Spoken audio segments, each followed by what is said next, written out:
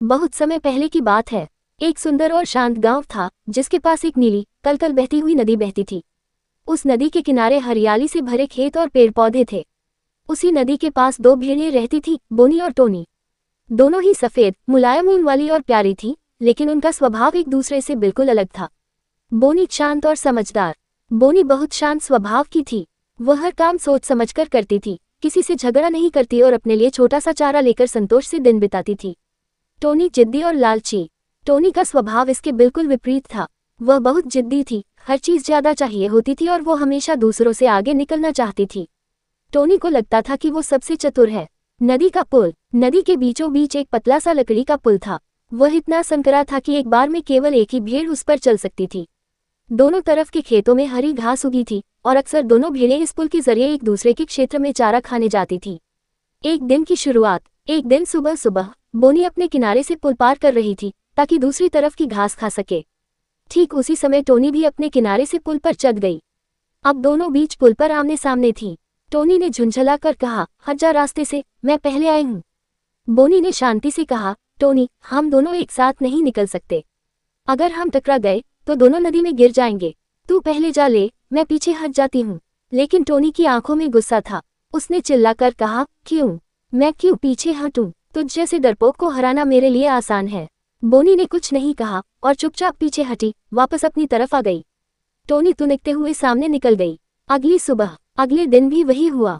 Tony और बोनी दोनों पुल पर एक ही समय पर आ गए। बोनी ने फिर कहा, चाहो तो आज मैं पहले निकल जाऊं, तू थोड़ी देर रुक जा।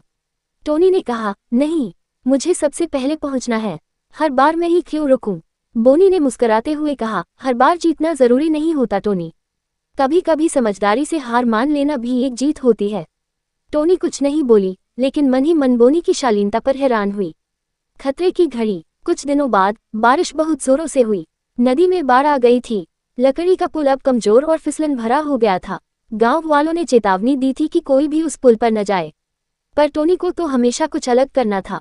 वह सोचने लगी, अगर मैं उस पार जाकर ताज़ा हरी घास खा लूंगी तो सबसे ज्यादा ताकतवर बन जाऊंगी। टोनी ने खतरे की परवाह किए बिना पुल पार करना शुरू कर दिया।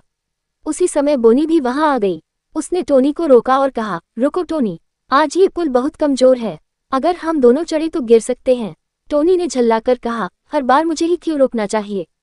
तू हट जा। बोनी ने टोनी की आंखों में देखा और कहा, अगर तू मानती है कि तू सबसे ताकतवर है तो क्या ताकतवर लोग दूसरों को गिराकर ही आगे बढ़ते हैं? टोनी कुछ पल को चुप हो गई। बाढ़ का बहाव। इतने में पुल की लकड़ी चरमराने लगी। अचानक टोनी का पैर फिसल गया और वह नदी में गिर गई। वह बहने लगी। बोनी बिना एक पल गंवाए पानी में कूद पड़ी। वह अच्छे से तैरना जानती थी। उसने टोनी को पकड़ लिया और किसी तरह दोनों को बाहर खींच लाया। टोनी कांप रही थी, डर के मारे उसकी आंखों में आंसू थे। पछतावा और समझ। टोनी ने रोते हुए कहा, बोनी, मुझे माफ कर दो।